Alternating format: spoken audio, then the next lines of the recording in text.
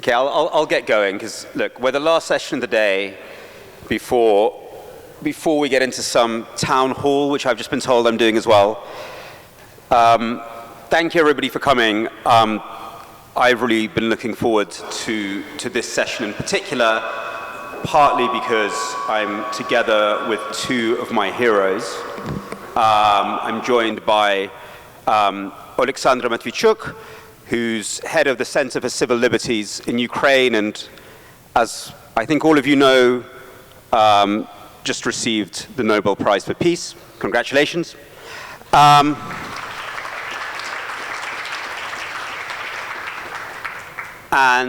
Dr. Anya Neistat, did I get it right? Neistat?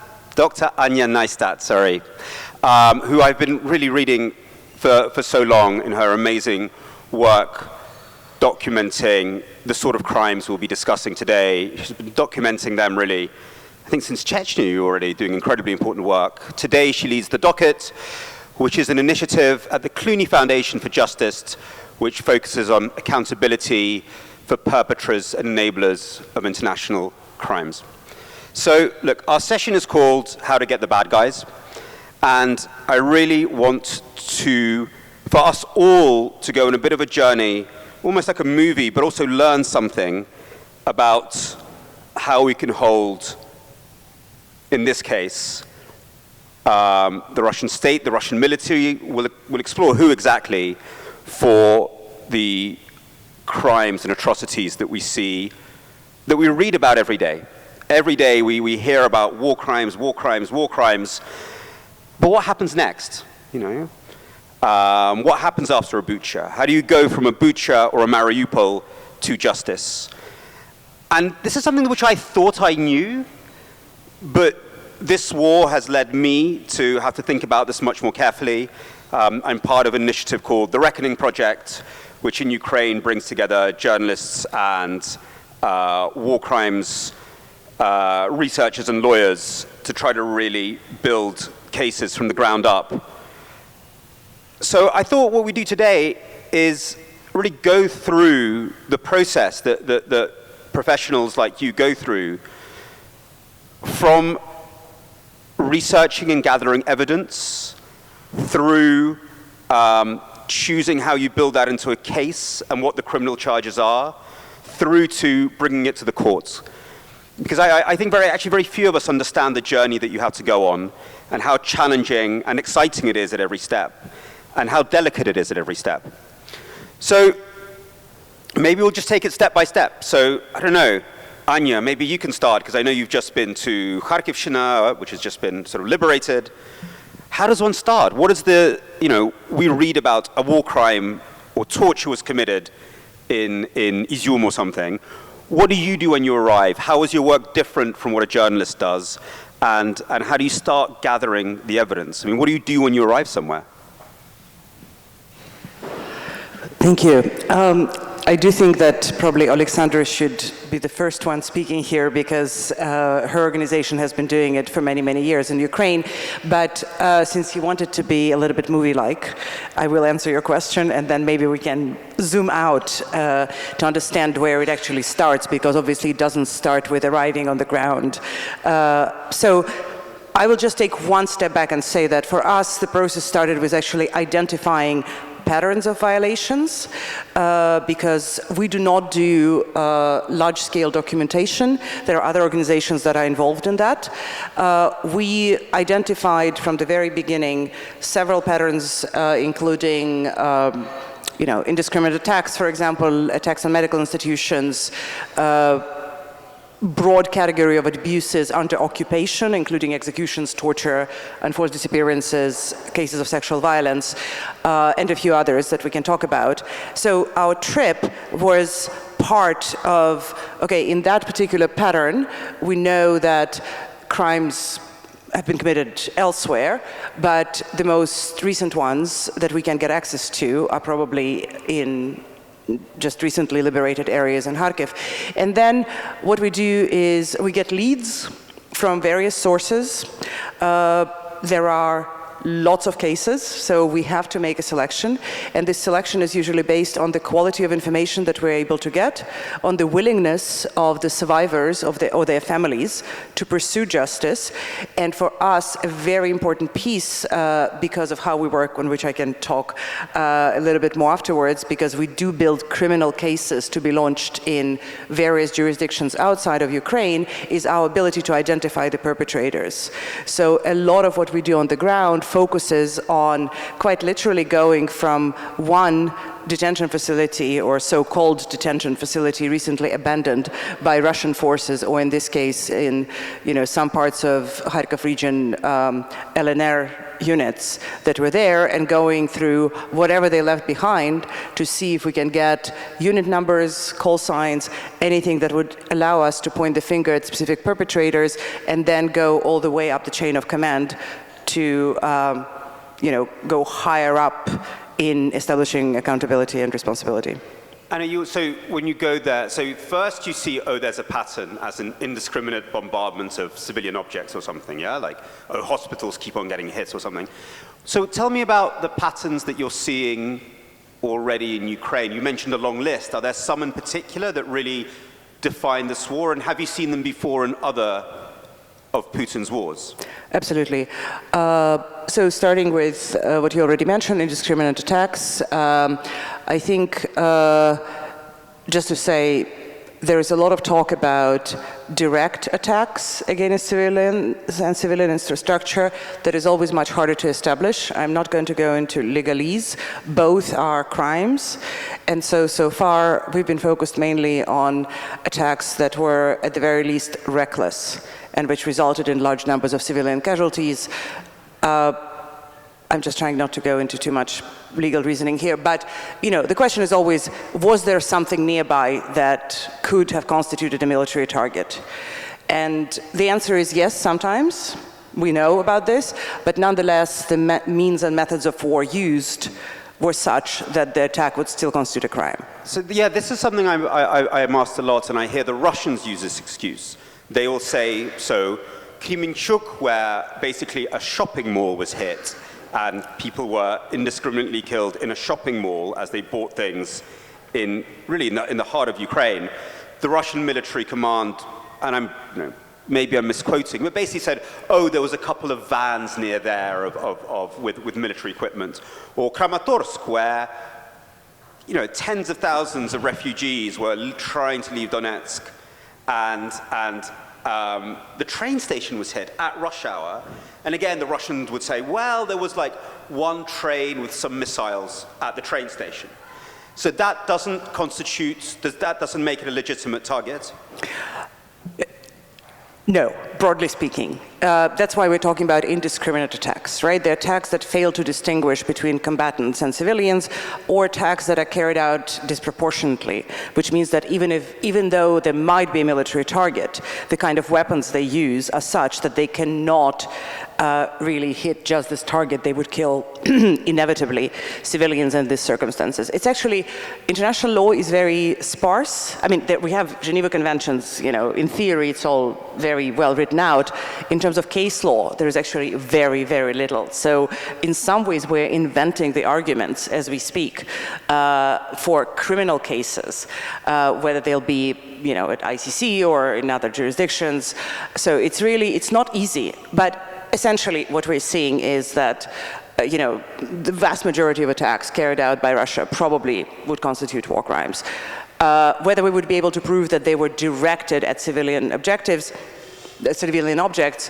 not a given, but almost doesn't matter. Let's not, get hung up on this. So that's very important to understand. Oleksandra, I wanted to bring you in. Tell me a bit about how you approach your work right at the start. Is it like Anya, where you're looking for patterns and then looking for ways to support those patterns, or do you have a slightly different approach? This work started not in February 2022, but in February 2014. So we have been documenting war crimes for more than 8 years already. I remember February 2014 very well. I was the coordinator of the civil initiative here on Maidan Express, which we created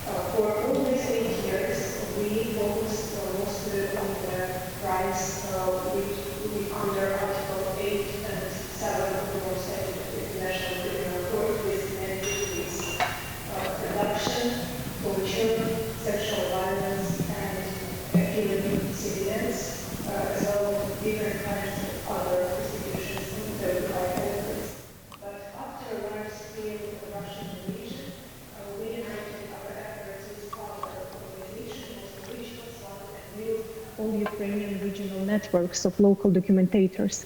So working together for current moment, only for 8 months of this large-scale invasion, we have documented 21,000 of war crimes. And majority of this information is not from open sources. It's because we have local documentators everywhere and regional team which is responsible for each oblast, even for occupied ones. This information is unique. We have an ambitious goal to document in chronological order each criminal episodes which was committed in the smallest village in each oblast. And so let's get on to the next stage, which is documentation, evidence collection. What kind of evidence matters the most? Because we live in a world where, in Syria, the white helmets were collecting evidence with their video cameras. We have Elliot Higgins at Bellingcat doing OSINT and the team at Yale. Is that the evidence that matters? Or is it, you seem to be looking for sort of trails of who was there in order to place the troops there? Or is it just testimony? At the end of the day, is it witness testimony that matters? So what is the evidence that you prioritize? And how much evidence do you need before you feel you have the truth or enough to prove the truth? Oleksandra. We collect different kinds of evidence. It's photos, videos, documents, for sure testimonies of victims or witness of war crimes. We live in 21st century, and now there are a lot of digital technologies which we haven't dreamed about even 10 years ago. For current moment, we have negotiation with some universities in United States of America who have the access to satellites images.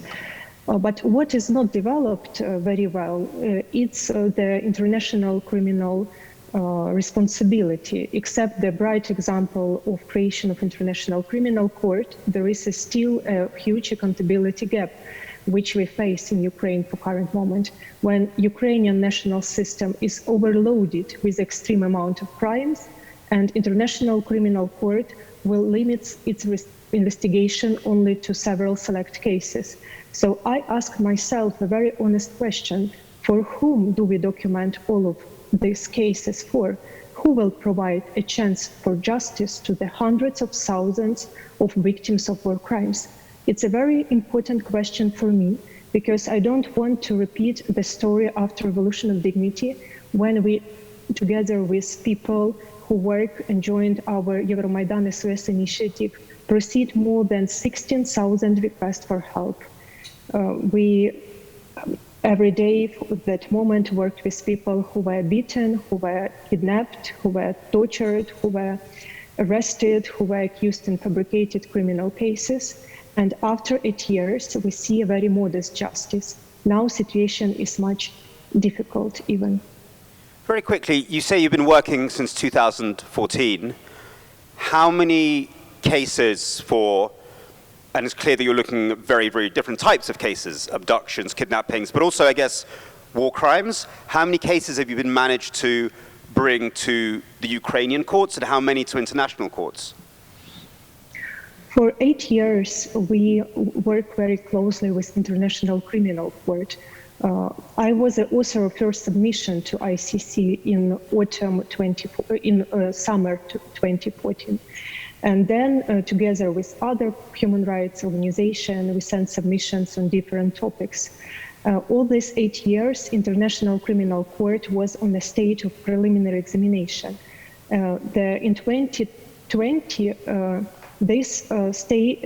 in December 2020, the former prosecutor of ICC, Fatou Bensouda, said that her staff decided that there is a huge evidence that ICC have to step in and to open a full investigation. But without any understandable reason, we have a pause in 1 year. And only after the large-scale invasion started, the ICC opened a full investigation on 2nd of March, when 39 countries referred to ICC to do this. Also, all these 8 years, we work with state authorities. And we when you're faced with impunity, total impunity is still going on, it's very frustrating. What do I want to describe? I personally interviewed hundreds of people who survived captivity, and they told me very horrible stories, how they were beaten, how they were raped, how their nails were torn away, how they were tortured with electricity, how they were compelled to write something with their own blood, etc., etc. And when you interview these people, you know that in the same moment, another people are suffered from the same torture, and you can't stop it. So it's pushed you to find a way how to stop this human rights violation, how to release these people now, not wait for ages for justice. And we start to analyze the problems and divide them into categories. The problems in which Ukrainian state have no influence, and problems which Ukrainian state have influence and obligation to fulfill. And Center for Civil Liberties developed a draft of law which changed criminal court in accordance of international humanitarian law. Because even for current moment, we have no responsibility for crimes against humanity. It's very weird situation when we have crimes against humanity and no responsibility in criminal court. This draft law was adopted by Parliament last year, but unfortunately haven't still turned into action. So that's quite a, that's quite a somber landscape that you describe. So on one hand, we have more evidence than ever before that can, help build up cases. The OSINTs that we talked about. You have a war now with lots of testimonies being collected. But then this frustration about how do you then get this stuff to court? So Anya, tell me, what are the different strategies that you can adopt? And you're allowed to be optimistic if you want to be. I think like you, I try to be optimistic. That's a survival strategy. But I think, as Oleksandra said, first of all, I do think it's important to acknowledge that while the war has been going on since at least 2014, and lots of the same types of crimes that we're seeing now have been committed, albeit potentially at a lesser scale, there hasn't been much done in terms of accountability. The ICC has been sitting with this case for many years. Ukrainian prosecutor's office was nearly not as active as it is now. But, let's just, that's behind us. What happened in the first weeks after the February invasion is a unique moment for accountability. And I tend to think not only for Ukraine, but generally for, other situations where atrocities are being committed. Because we do have an ICC investigation, we do have an incredibly active investigation by the Ukrainian prosecutor's office, which has now opened 34,000 cases, probably no more by this week. But as Oleksandra says, is overwhelmed. But what is also interesting, and what hasn't been mentioned yet, and that's our main focus, is the efforts of other countries through so-called universal jurisdiction or extraterritorial jurisdiction, which I think is an incredibly promising avenue to justice, which can actually address many of the crimes that have been committed. Not all, I'm not being idealistic here, but it's very telling that 13 countries, if not more, already have opened investigations into Ukraine, and hopefully many more would follow. So let's really dive into this, because the ICC is The Hague, and I suppose in public discourse we use this as a sort of utopian idea of justice, like Putin will get to The Hague. Then you find out how slow the ICC is, and you're like, oh, maybe we've chosen the wrong utopia for justice. So what is universal jurisdiction? How does it work? And are there any successful case studies that you can tell us about? Absolutely. So universal jurisdiction, in simple terms, means that a country which has incorporated international law into its criminal code can investigate and prosecute some of the most serious crimes, regardless of where they were committed. and in theory, regardless of where the perpetrators or the victims are. Then there are many caveats, and in each country it works differently, and there are some countries with absolute universal jurisdiction where it exactly works like that. It does not matter where it happened, it doesn't matter where the victims are. If I bring a case, it will probably go ahead. Quite a few East European countries actually have it, surprisingly. Then there are countries with major limitations, like France, where in theory, so far, France has opened 7 cases into crimes committed in Ukraine, but only against French nationals, and so on. So all these limitations aside, the idea is very powerful, that there are certain crimes that really, as we say, shake the conscience of humanity to the point where every state has responsibility to do something about it. What I think is much less known is that there are lots and lots of countries like that. We're just now finishing our research into exactly how many, but so far we are 170 countries and counting. This is very little known because the usual countries that do that are, Germany, the Netherlands, France to a certain extent. And in these countries there have been successful prosecutions. Just recently, Syrian cases in Germany, the famous Koblenz case, where... What's the famous Koblenz case, sorry? It's fairly high-level Syrian military officials who were found guilty of crimes against humanity and a range of other charges in a German court, convicted and sentenced. Another case is against, it's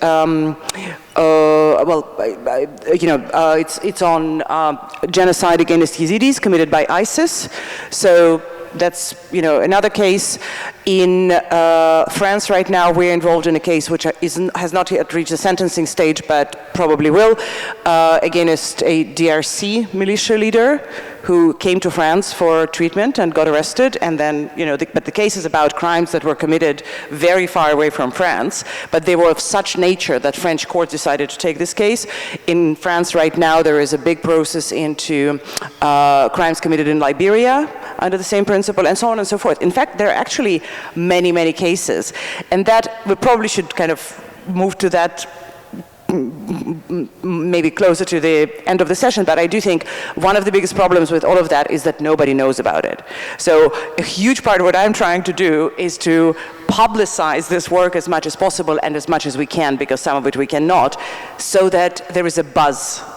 So Libya, explain to me, so let's say some Russian military general or senior official sets foot in Thailand, which I think has universal jurisdiction, they can suddenly be grabbed by the French, saying, we've put you on trial in France. Well, not by the French, by the Germans. Roughly. So what is going to happen, since you wanted the whole process, so I just came from a Zoom. I have a case of execution of 3 men in captivity. One of their family members, 2 of their family members are in a European country, not naming it for now, but European country which has a pretty good universal jurisdiction laws. As soon as we're able to pin down the exact unit that held them, we're going to submit this case on behalf of the victims, in which case, if the prosecutors in this country agree with our conclusions, carry out their own investigation, which will not be very difficult because we're providing them with a pretty much fully developed criminal file. What they can do is issue an arrest warrant. And that's the very important first step, because that means that this person would most likely go into the Interpol database. There will be a red notice. So wherever this person go, and we're talking about the exact person who pulled the trigger, if we're able to name them, the commander, the commander, the commander. So all of these 15 people will be in the file, there will be arrest warrants against them, and it doesn't matter where they go. As long as the country has an extradition treaty or would cooperate with the authorities of the country that has the case, they could be extradited and prosecuted. All of that sounds like, slightly idealistic, but it's just to explain how the process works. What I can tell you is that if there is no case, no matter where this person goes, there won't be anything done about this. So this sounds something with great perspective, but the people the sort of perpetrators you mentioned there are the people who did it directly, or maybe their commanders, if you can find that the commander commanded this murder of 3 people. But I suppose what all of us here think about when we hear getting the bad guys, we're thinking Putin, Shoigu, the little guy, Medvedev, that guy. How do we get them on trial? Oleksandra, I know the Ukrainian government, with the remarkable author and lawyer Philippe Sands, are pushing for a tribunal, I think, on the war of aggression. Explain to us what that is. Is that going to be a successful attempt? And what do you think those perspectives are? Or else we'll just get, you know, the lieutenant and the corporal, but we'll never get the really, really, really bad guys. The Ukrainian government, together with Philip Sands and other distinguished lawyers around the world, try to promote the idea to create a special tribunal on aggression. ICC have no jurisdiction on these international crimes toward Russia, and this is a real gap. Who will prosecute on the international level this kind of crime? But we as civil society supported this idea, but what I want to say that this is not an answer how to provide justice for all victims. Because when we speak about victims, we speak not only about crime of aggression, we speak about other crimes which is committed during this aggression, like war crimes, crimes against humanity, and genocide. And Oleksandra, can I interrupt you for 1 second? Sorry. I just want to pause there for 1 second, because I think for the audience and even for me, I think we need to define these things, because I think we all use, I'm a journalist, we sometimes use these terms very loosely. Can you help us understand the difference between war crime, crime against humanity, and then we can get into the G word, which I know causes so much controversy in legal circles. And some of the other things you're talking about, abductions, is that a war crime or just a crime? Is a rape, or is it part of or is it a war crime, or what are the lines between these things? When we speak about international crimes, we speak about 4 types of international crimes: aggression, war crimes, crimes against humanity, and genocide. And while Ukrainian government promote the idea of creation of special tribunal on aggression, because crime of aggression is very visible, like there is the only question who will be responsible for this invasion. Like what will be the circle of a guilty person? Do they include, for example, the members of Russian parliament who totally controlled by president and his surrounding, or like more wider circle? And this investigation of this crime of aggression don't need to last for years. When we speak about war crimes, it's a crimes which is committed during the armed conflict. In our situation is international armed conflict because we are in war with Russia. Crimes against humanity have to reach one of criteria to be provide distinguish between ordinary, so-called general criminal rape or abduction, and rape and abduction as a crime against humanity. So they need to reach either criteria or large scale or systematic character or both. And genocide is a crime of crimes. In order to prove that this war has a genocidal intent and everything which is going on in this frame is not like war crimes only or crimes against humanity, we have to be able to provide clear evidence to the court that there is a genocidal intent. But frankly speaking, when you will hear that Putin and other top officials, military or political Russian propagandists, you can clearly see this genocidal intent. They openly say that Ukrainian nation has no right to exist, that there is no Ukrainian language, no Ukrainian culture. Also, you can see what they do in occupied territories. 2 days ago, I had a meeting with teachers from occupied Berdyansk, and they told when Russian militaries came to their school, first what they want from them is to get access to literature of history. They want to exterminate all books about Ukrainian history. So this is clearly part of the campaign of enlightening and cleansing the Ukrainian identity, which Russia provided in occupied territories, and started from the Crimea, occupied part of Donetsk and Lugansk Oblast, and now in Kherson region, in Mykolaiv region, in Zaporizhia region, and other parts which temporarily under Russian occupation. So this is very interesting. Literally, I got up at 6 o'clock this morning, maybe a little bit hungover after my Georgian dinner, and had to write a column for The Observer in England about genocidal rhetoric and about the use of it. And my contacts in Ukraine sent me some great quotes, so why don't I say some of them? So on 4th of April in RIA Novosti, Timofey Sergeyevtsev, who's some journalist, called for the imprisonment, forced labor, and death for Ukrainians. Dmitry Medvedev, the deputy chairman of the Security Council and Putin's sort of slightly ridiculous mini-me, called Ukraine a completely fake nation and a copy of the Third Reich that doesn't deserve to exist.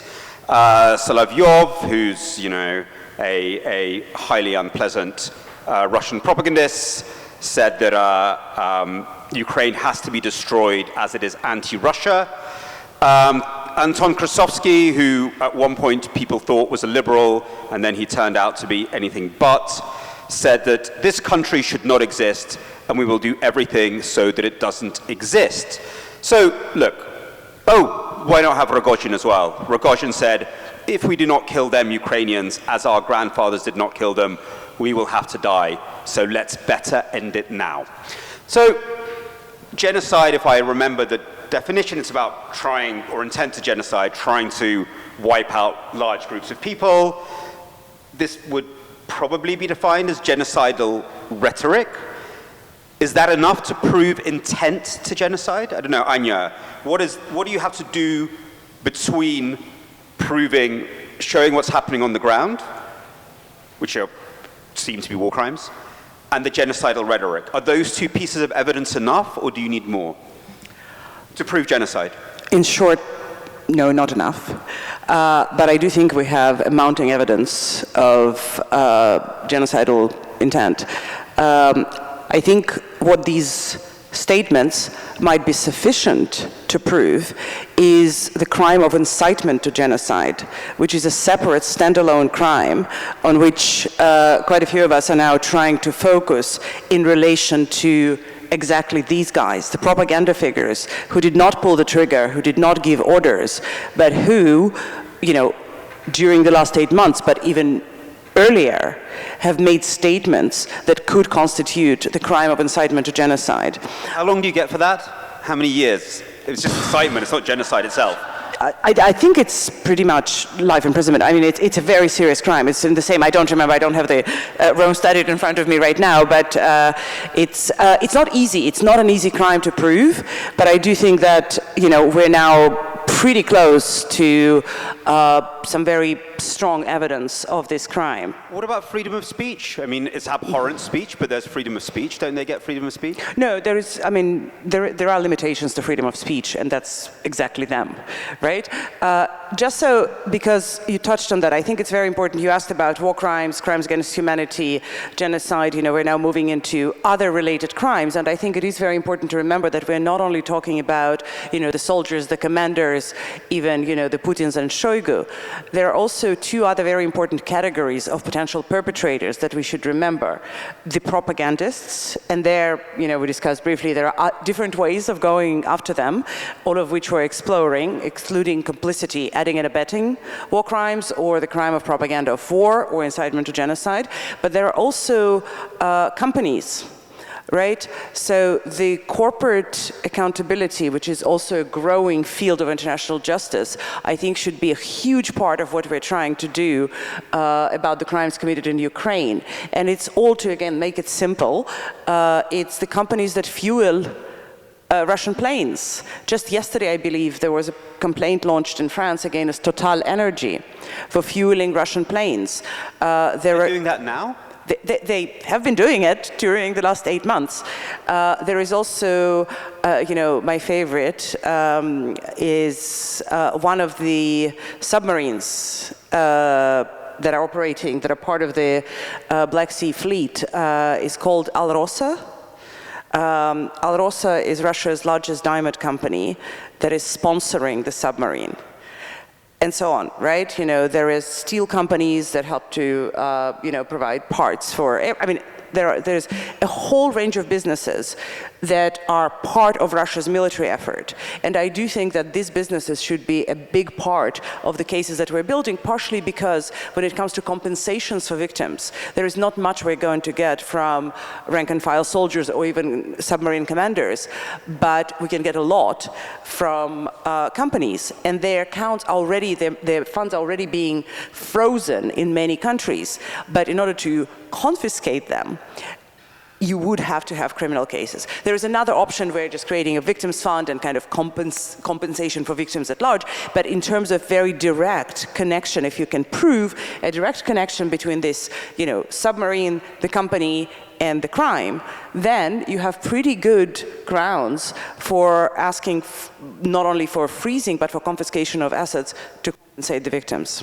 So I'm very interested, because for many, many years, I try to promote the idea, it wasn't my idea, but I try to help promote the idea that Western TV companies and advertisers shouldn't be on Russian TV, which advocated already for the persecution of sexual minorities, opposition figures. It was already doing domestic repressions and, of course, was instrumental in war propaganda in the invasion of Georgia. But what you're saying, this isn't just a moral thing, or even a sanctions issue. What you're saying, if I understand you correctly, is that, you know, an advertiser on Russian TV or a TV company that sells the rights to an entertainment format to Russian TV, we can help get them as supporting intent to genocide or genocidal rhetoric or incitement. I mean, how far down the chain does it go? I mean, you can try to push that. For me, it would be a difficult case. I'm not prepared to tell you on the spot whether, you know, I would probably go first for those who are much more directly linked. Generally, complicity is difficult to prove of anybody in anything, much more than direct perpetration. But I think, you know, I would start with companies who are more directly involved for, you know, transport, fueling, building, and so on. But I think, you know, it is actually an interesting idea because it's all about the money, right? Ultimately. So if you can prove that these advertisers helped sustain Russian TV channels that we are able to accuse of incitement to genocide, you know, there might be something there.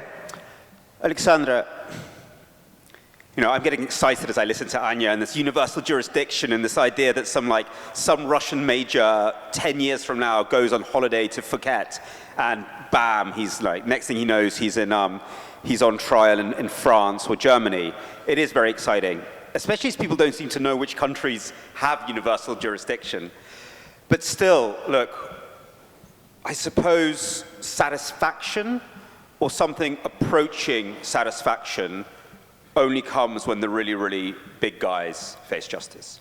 And even if there's a tribunal on the war of aggression, which seems a slam dunk, I mean, clearly it's a war of aggression. I mean, the idea that Putin or Medvedev or even Gryzlov would ever be so stupid as to let themselves get physically captured, it seems quite slim. I don't know, do you ever worry that there's going to be a sense of unsatisfaction, almost a sense of despair, that we can't bring the powerful to justice? I mean, how do you, or does it not matter? As long as you have it, you know, officially, that's already enough. Putin didn't know the history, but we do, and I will remind that authoritarian regimes collapse, and even their leaders who think themselves untouchable will appear under the court. International crimes has no limitation in times, so the matter is whether or not the person will survive until the court trial. But I would like to tell another very important point, because not only big bad guys has to be brought to justice, but bad guys in general. What do I mean?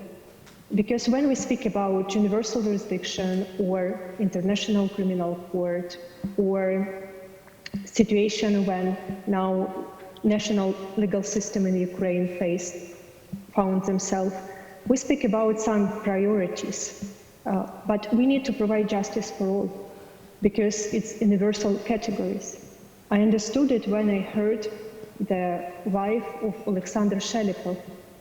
It's a 62 years old civilian who was killed by Russian military near his house when the invasion started. And it was a huge media attention to this case only because it was the first court trial after 24th of February. His wife, Katerina, told that her husband was an ordinary farmer, but he was her whole universe. And now she lost everything. And this is a key meaning of justice. We have to provide justice for all victims, regardless who they are, type or level of cruelty they endured, or whether or not media is interested in their cases. Because life of each person matters. And we have to put on international arena the clear question, how we in 21st century will provide justice for all people, not only for selected groups. And also, I would like to say that last century we had, as a humankind, as a civilized world, a huge step to establish law and justice when Nazi war criminals were tried after Nazi regime had collapsed. But in new century, we must go further. Justice must be independent of the magnitude of Putin's regime's power. We cannot wait. We have to bring Putin, Lukashenko, and other war criminals accountable. I've been told to turn to the Q&A. Who's going to manage? There's lots of hands going up. Is somebody going to bring them microphones or megaphones? I got a microphone, so I'm going to grab the chance to introduce yourself in case people don't know who you are. Andrew North, yeah, the tyranny of getting the microphone first. Yeah, I want to ask a question kind of following up from something we were talking about on my panel, on the issue of war crimes and whose war crimes gets investigated. It's obviously a key issue in terms of how the rest of the world views Russia's war on Ukraine. There's lots of effort going into war crimes investigations in Ukraine, but Anna, how much does this kind of undermine your effort when it is very clear that war crimes allegations relating to the Americans in Afghanistan or Iraq will not be investigated? How much does that matter, and do you think it should be addressed? Okay, let's take a couple more. Tamar, your hand is so high, I get to see it. Do you want to ask about American war crimes? Yes, I'd like to ask you about war crimes. Previous panel was called Forgotten War, and now you're discussing war crimes. And I want to mention Forgotten War of Abkhazia and war crimes committed in Abkhazia.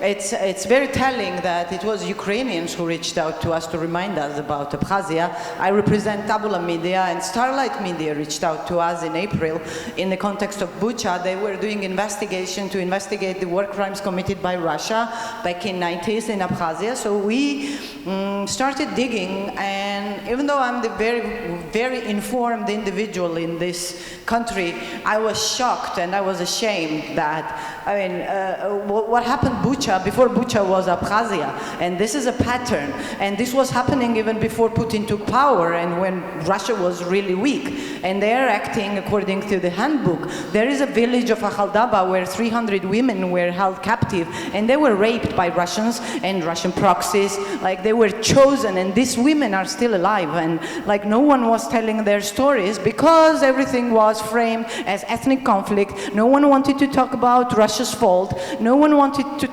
take responsibility. Russia had a peacekeeping status. So right now we have Ukrainians. You gave us a chance to somehow restore historical justice for 250,000 people who have suffered war crimes of Russians committed in Abkhazia. And my question is just, how can you help? So I think let's take those two questions as a double act, because they're related. They're both about the conflict in Ukraine and the larger history and map of war crimes. So I suppose I'll add to that. I mean, I find this fascinating. I mean, Syria is the obvious example. We have the same generals in charge of the destruction of Aleppo and the destruction of Ukrainian cities. Can that be one case? If you're building up a case against Suvorikhin or against the really, and Mizintsev, who's, I can't tell which one of them is creepier, they're like sort of this casting from Bond villains, would one bring in the evidence from their previous crimes? Would one bring in Abkhazia? And of course, Andrew's question about other war crimes and whether there's an over-focus, I suppose, was the question on Ukraine. I will kind of try to answer both of these because, as you said, they're related. In the very beginning of this phase of the war, I was very torn because on one hand, I was quite excited about all these accountability efforts, and on the other hand, extremely frustrated because I was documenting, have been documenting crimes committed both by Russia since Chechnya, and then in Georgia, and then in Syria, but also, you know, crimes committed in Syria or in Yemen or in Sri Lanka, just the nature of my work. That's what I've been doing my entire life. And we have never seen anything close to what we're seeing now with Ukraine, accountability-wise. But then I think, you know, you can get frustrated and, you know, say, you know, that it's unfair, which it is. Or you can try to use this as an opportunity, and that's what we're trying to do. On one hand, in very practical terms, it is some of the same people. Some of the same people on whom I have files since Chechnya, who are now being present in some of the operations in Ukraine, and I am very, very keen to bring all of their previous crimes into the picture if they ever face trial. And second of all, to use this moment to actually revive the international system of criminal justice, to respond not only to Ukraine, but to other crimes committed elsewhere in the world. It's literally like Czech Republic has never had a single universal jurisdiction case. Now we can get them. I don't even know if they have a war crimes unit, but because of their political will to do something about Ukraine, we can get this mechanism to work in Czech Republic. So next time we can come to them with a case from Afghanistan or Syria or Yemen or another place. Again, sounds idealistic, but I do think that we are facing a very interesting moment which would matter not only to Ukrainians and justice for Ukrainians, but in a much larger scale. Oleksandra, why don't we take more questions, then I'll throw them to you, and you can include anything else you wanted to add on this one. We only have a few minutes left, and I've messed up my timekeeping as always. Yeah. Do go ahead, yeah. Yeah, hi.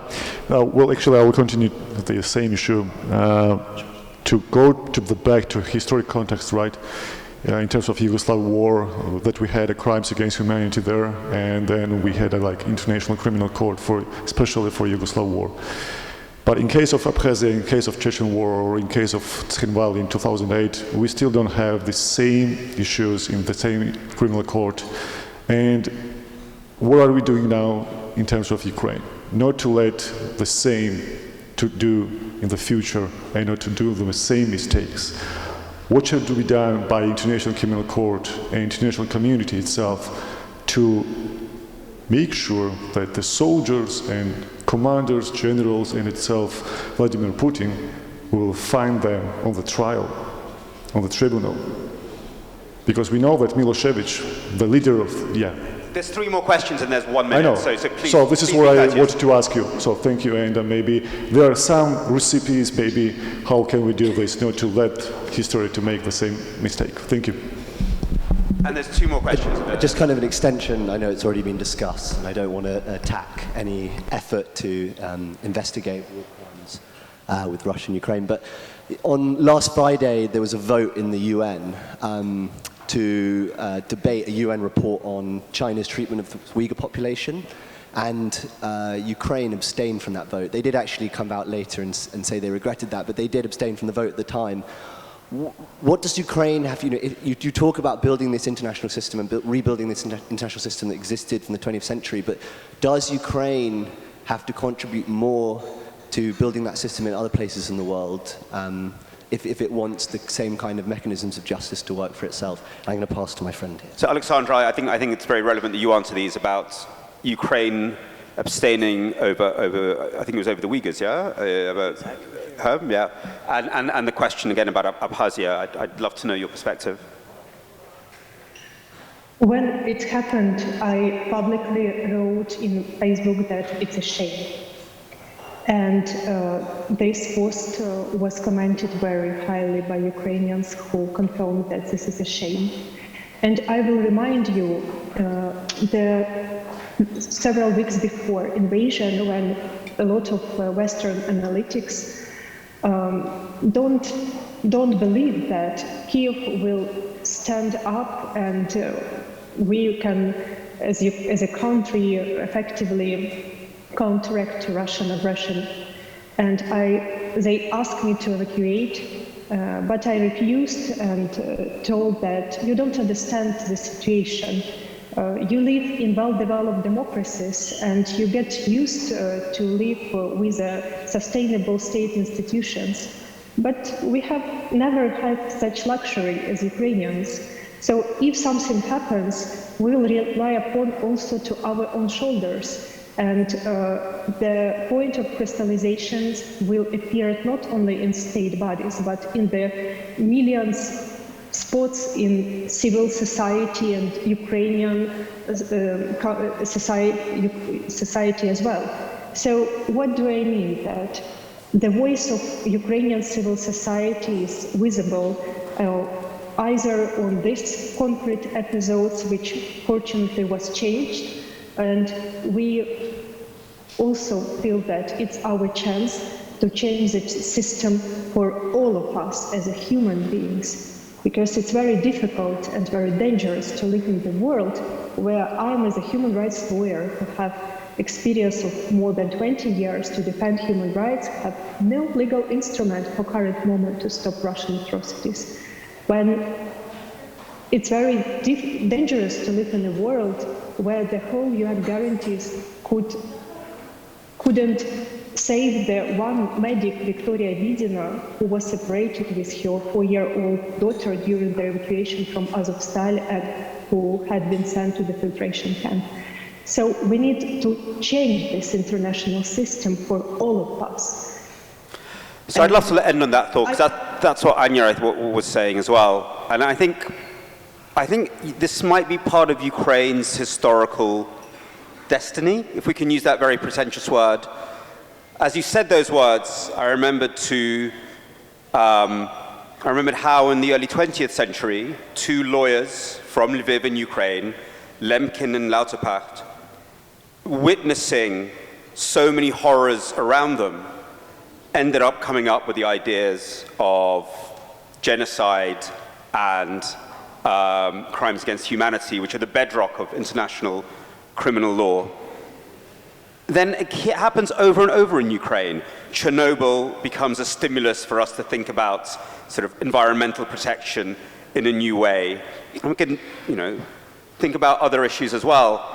And I wonder whether, actually now listen to this, whether this is not an accident. Maybe it's because Ukraine is so close to, stable Europe, that these issues, which are issues clearly across the world, come into focus stronger in Ukraine. And the answers are sought more actively because, Europe freaks out and starts reacting much stronger when it's a war on its border rather than far away. Maybe in some ways that's unfair, and you use that word, but then it also becomes a moment where we can start to move towards these new international norms and these new ways of accountability and of defining good and evil, I'd say. So maybe this is Ukraine's strange destiny, because it seems to be repeating 100 years ago and again now. Thank you very much. And Oleksandra, congratulations again on your Nobel Prize, richly rewarded, richly deserved. And